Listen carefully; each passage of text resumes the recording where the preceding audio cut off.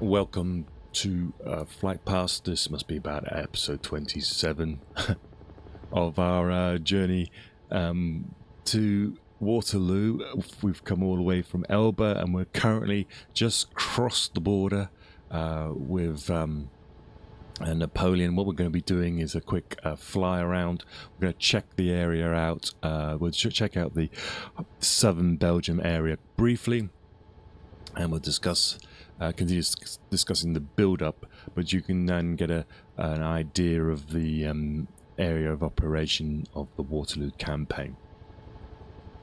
So Charleroi is quite interesting. These little hills are quite interesting graphically. It looks almost like they're man-made. They're different to the rest of the countryside, possibly something to do with coal mining, maybe. I'm not sure. If anybody knows, and that would be good.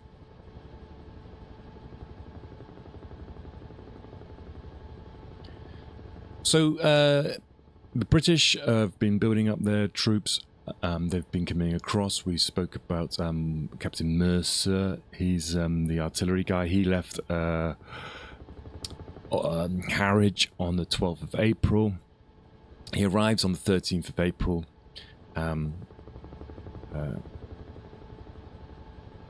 At Ostend. Ostend is at this time was an artificial harbour. It was formed by jetties and of piles projecting as into the low water area. The port is sort of known as it was a dry harbour. So it was dry at low tide, and this meant that a lot of the unloading at that area was conducted by literally chucking horses off the side of the boat and making them swim in.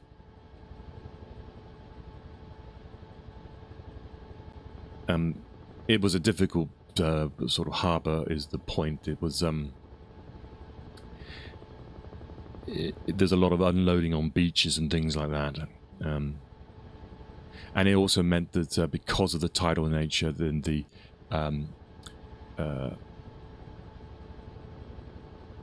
boats had to be speedily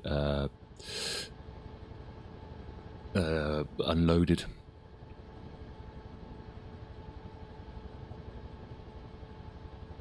And so Mercer does describe in his book about having to chuck the horses overboard to make them swim in, and then they would kind of pull them in by ropes on their collars. Well, after it's interesting to follow these sort of smaller stories, because he then on the 14th of April immediately sets out for a place called Sass, which is a port on the Bruges Canal, and then his orders are there to go from there to Ghent.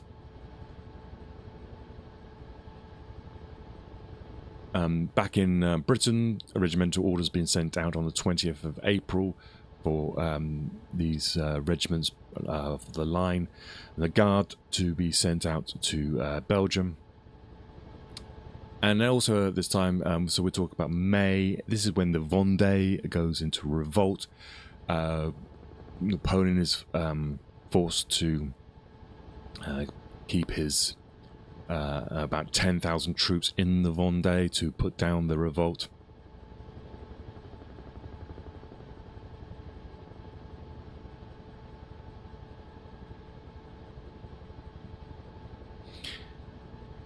We are coming up on a place called Fleurus. So this is basically where this road here is interesting, because I think this is where a sign of a serious opposition starts to occur with the Prussians, and we're now coming up to the area of the Battle of Ligny.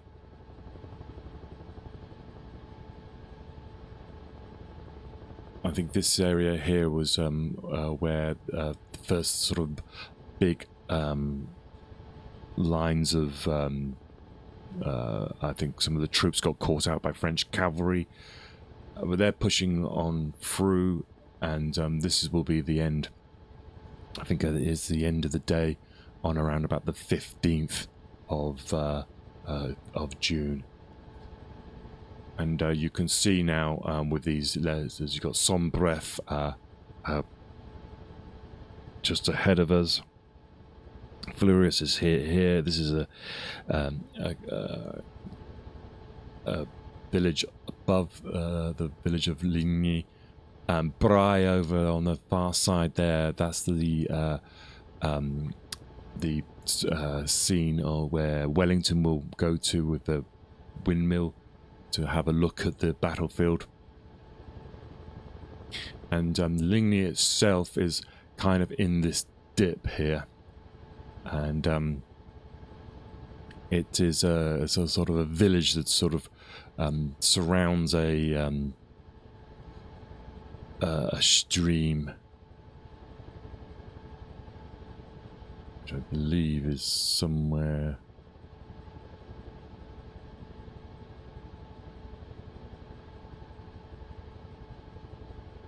I think it could be this.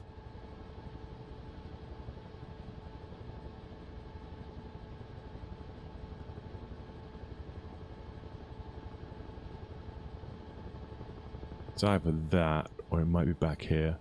I'll have to have a quick look at the map. Yeah, we're probably here. And there's obviously newer buildings come in. There's a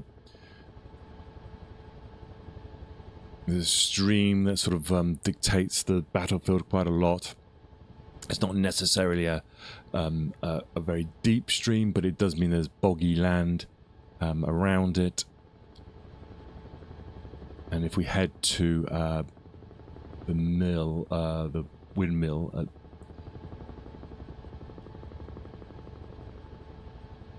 we'll come back here, we'll have a look at this in more detail, see if we can actually recognise the features of 1815.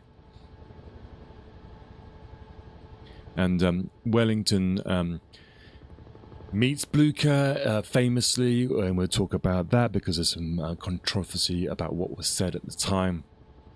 And basically, he meets him at this sort of this ridge here. There was a windmill here.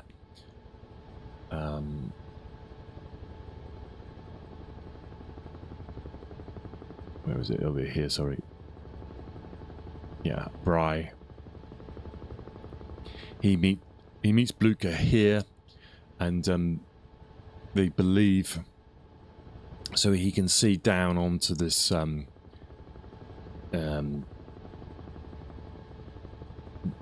village of Ligny, and he can see the dispositions of the Prussians. Now, we'll just see. We'll be able to look, see if that's actually true, but he's supposed to have met him here. Here's one thing that we all know about Wellington. He loved his reverse slope. I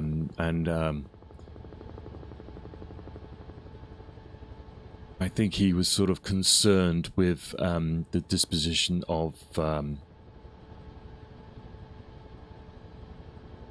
the Prussian troops, because they were on the slope facing the French artillery, and so that was his concern.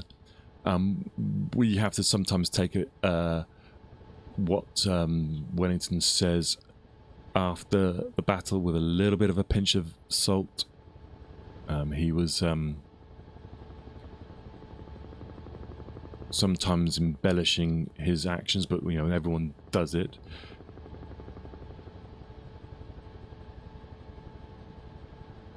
So this is so that was Ligny, and we will move now and show the distance between Ligny and Quatre Bras. And it's important to note this distance because this is an important part of the battle where there is confusion on the French side concerning where some reinforcements would be going, and because orders are countermanded, the troops don't back up either Napoleon or Ney at Quatre Bras.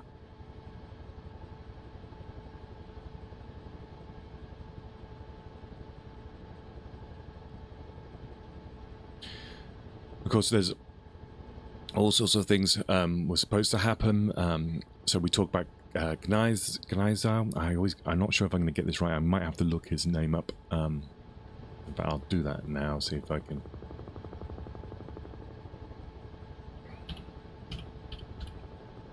Okay, you're in charge.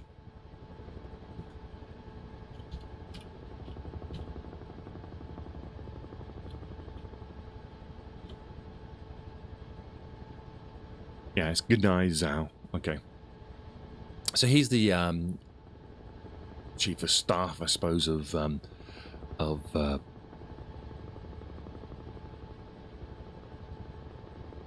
Blücher's. And the idea was basically that the Prussians engaged Napoleon. The British come to his defense. But the British are pinned here at Quatre Bras, which we are heading to now. And because they're pinned at Quatre Bras, they don't, and the forces in front of them are more than they thought they would be. They don't actually get the opportunity to move over and support the Prussians at Ligny. This leaves a little bit of bad blood, bad feeling, especially between Gneisenau and Wellington. Blücher not so much. Now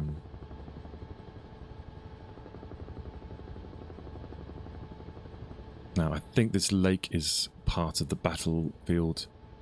We should be seeing this is most of these buildings are new, but if you can see the road here, you'll see a crossroads coming up.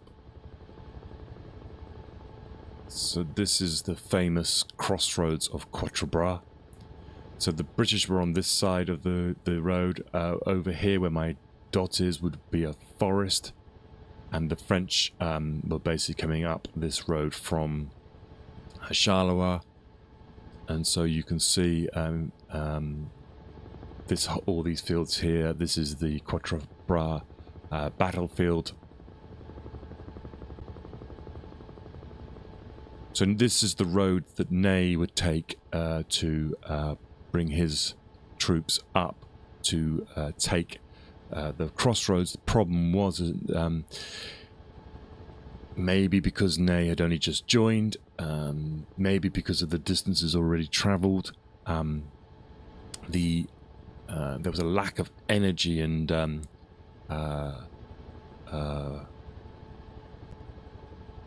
urgency, I suppose, is one of the first failings of the day. The lack of strategic awareness, possibly, of this crossroads strategically, means that Ney doesn't get up to this crossroads. Because if he had got up to this crossroads here, then he would be able to pin the Anglo-Dutch army under Wellington over here, and then he could send reinforcements to the east and support Napoleon at Ligny. So that's a good idea. So here, this is the crossroads right here. So we will be back here to talk about the Battle of Quatre Bras. if you go down this road down here, you'll come to Nivelles, and if you carry on this road here, which we're going to do, we will find, we'll eventually come to the battle of the site of the Battle of Waterloo. That looks like a new road, but this road carries on all the way up. So we'll follow this road now up north. We're heading towards Belgium. So for just to let you see, we are now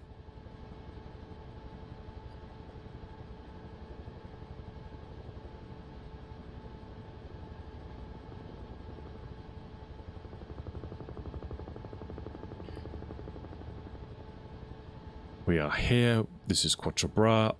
We're just going to go up here, and we're going to go to the town here. This is Genappe. Genappe has played an important role on this 17th of June. So after the Battle of Ligny and the Battle of Quatre Bras, spoiler alert, the Prussians are pushed back. They're not completely routed, but they are pushed back, and what happens then is that this forces Wellington, who under, I suppose, a lot of pressure because his troops were turning up all the time, he was still holding Quatre Bras, and there was a lack of urgency all around, and this is why I think flying in the Huey these distances, you'll see there was a lack of energy in the morning of the 17th. The troops were probably knackered, and the Prussians are pulled back in the night, and there's confusion everywhere. But one thing Wellington knows is that because the Prussians are pulled back, so over this side here, we'll follow their route at some point as well. They're going back through where these trees are, back from right to left. They're streaming back that way. Concern for Wellington was, where are they going? Are they going? Because if you look at the map, the concern for Wellington at this point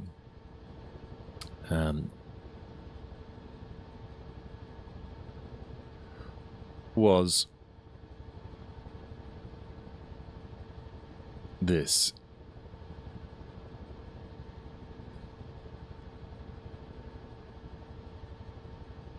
So if we have Wellington here at Quatre Bras, and the Prussians are defeated, or they retire from Ligny, what Wellington doesn't know is which way the Prussians are going, because it's confusion, and because a lot of people do run away route. The likelihood was that they would route along this east-west road towards Liège, which is going back along the Prussian supply route. Now, if that was the case, then Wellington would be in trouble, because that would mean that a harassing force behind the Prussians would just keep them going the same way, and then the majority of Wellington's army would Napoleon's army could then turn on Wellington. Either way, or what he hoped for was that the Prussians wouldn't fall back on their supply route, but would actually fall back in line, in parallel with him, to this town here called Wavre. Or at least, anyway, falling back in parallel with him, and in contact distance. Either way, Wellington at this point is forced to retire, and as he's doing this, this is when the famous thunderstorm happens. But we were talking about Mercer. He was part of this sort of rearguard action, trying to slow the French down. But Ney, being so lethargic, has allowed the British to basically, and the Anglo-Dutch army to pull back from Quatre Bras, and they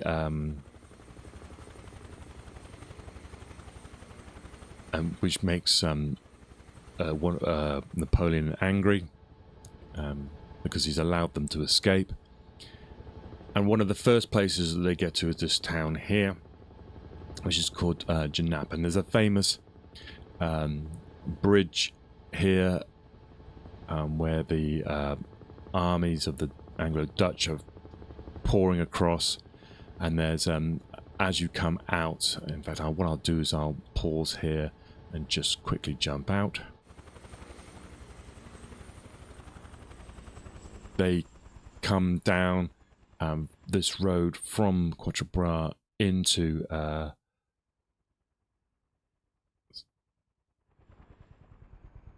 Genappe, and there's a narrow bridge here.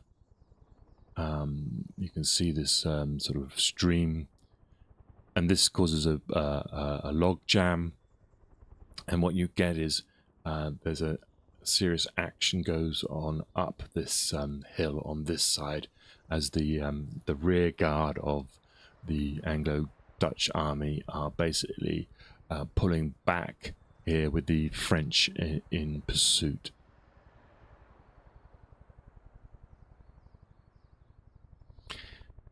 So this is on the 17th of June. This was possibly a location considered by Wellington as a place to defend, but I believe he doesn't choose it because he's already got the ridge at Mont Saint Jean as his preferred place. So we will. I will just take a quick break here, and so I can chop it up for YouTube. And when we come back, we'll carry on flying up this road. We'll get to the Waterloo battle site itself. So I'll see you in a moment.